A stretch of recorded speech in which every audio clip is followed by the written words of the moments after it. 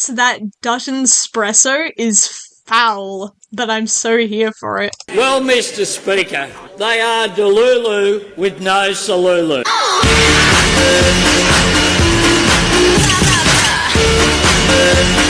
Recently, something in the political climate of Australia has been changing, and with an election this close, I think it's time to talk about Aussie political brain rot. So, if you're not Australian like I am, some of the following things I talk about may be a bit confusing, but first, disclaimer, this is mostly just about the absurdity of this whole social media trend following things that the political parties have been doing. Also make it clear that I do support Labour. Like, I'm not going to be fully unbiased, obviously, because I sort of can't. You'll understand why. Okay, firstly, like quite a few places, we have two main political parties, maybe three if we're going to count the Greens, but usually focused on two, Liberal and Labour. Contrary to America and like England, I'm fairly sure, our Liberal Party is more right-leaning, whereas Labour is more left-leaning. However, Liberal isn't as right-wing as any right-wing American parties by any means. The next election is coming up soon here, I believe sometime in May, so both parties are currently campaigning. So the first thing I saw relating to this was this Family Guy AI-generated video by the Labour Party, like from their official Instagram account. It might have been on TikTok as well, but I've seen most of this through Instagram. I don't use TikTok. But I had heard about this like way before I even wanted to make this video, because I thought it was just like an isolated event that I had just heard about through like the news, I think. I think the news talked about it.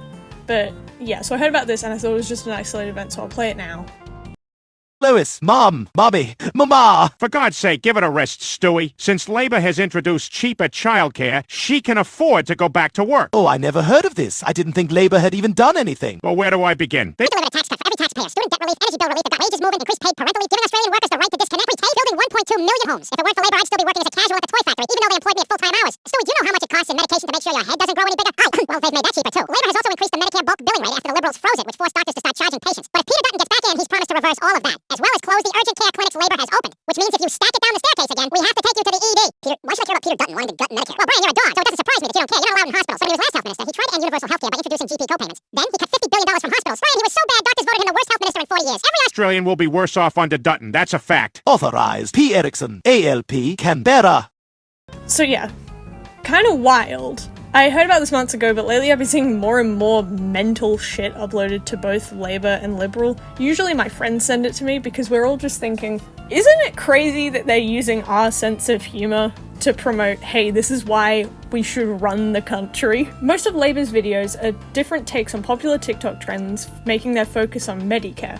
For those who don't know or don't live in Australia, Medicare is the healthcare system we have here. It's a little difficult to explain, but basically, depending on where you go, you get a certain amount back from your payment for medical expenses. So if I'm just going to my GP for like a general appointment, it's likely I'd still have to pay like at least half of the original cost for the appointment, with the other half being covered by Medicare. However, if I like break my leg and then I'm rushed to a proper hospital or emergency room, chances are the trip as well as the treatment or surgeries needed won't cost anything, or will at most cost a tiny fraction of the original cost. So yeah, it sounds pretty great. Labour's Instagram reflects their support of Medicare whilst also talking about how the Liberal Party, specifically Peter Dutton, doesn't like it, making lots of jokes on his cuts to things like Medicare. I think there was one where it was like Harry Potter and he was looking in the mirror of something that his like truest desire, and it was like a pair of scissors, which I did find pretty funny.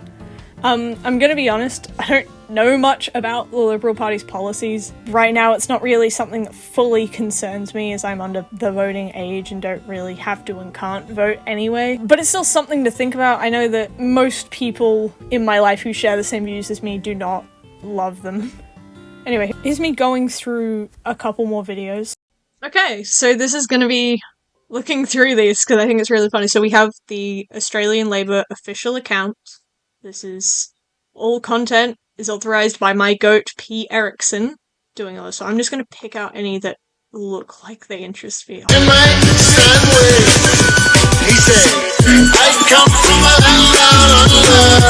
It's just like, who decided, let's make an edit of the guy we want as our Prime Minister? I'm working late, I'm working That Dutton espresso is foul, but I'm so here for it.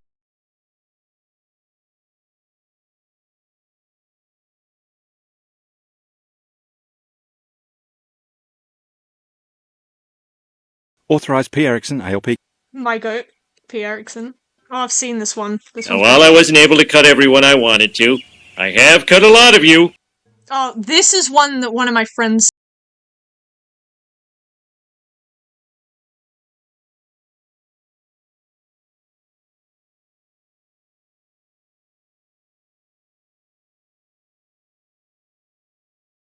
God.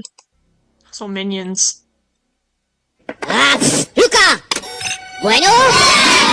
Piñu! Bueno? Piñu! Okay, let's check out WA Labour, because I remember them having some pretty good ones as well. I don't live in WA, but I think I remember this is also an official account. Oh my god. Chicken jockey! Authorised by E. I don't even want to know. Why do we have... Why is he on... Like, it's confusing me. A re-elected Labor government will wipe another 20% off everyone's HECS debt. I'm getting behind. Okay, let's check out Liberal ones. Liberal... They keep talking about 70 cents a day in 2026. I actually don't know what that means. Nice try, Diddy is foul. And you just answer truthfully. Do you understand? Yes. Authorized by A. Okay, that's... I'm not gonna lie, I didn't read the text. I was too... Okay, hold on. Hold on. Apple's gotta leave. Wait, hold on. Authorized by A. Liberal Canberra. That was kind of sick. I'll give them that one. That one was kind of sick. I think the most jarring part about this is like, why? Stay in your lane. Be serious. Have serious campaigns about your serious topics. Why are you infiltrating Instagram Reels and TikTok to advertise why you should get everyone to vote for you? And I mean, don't get me wrong, I understand why they're doing it.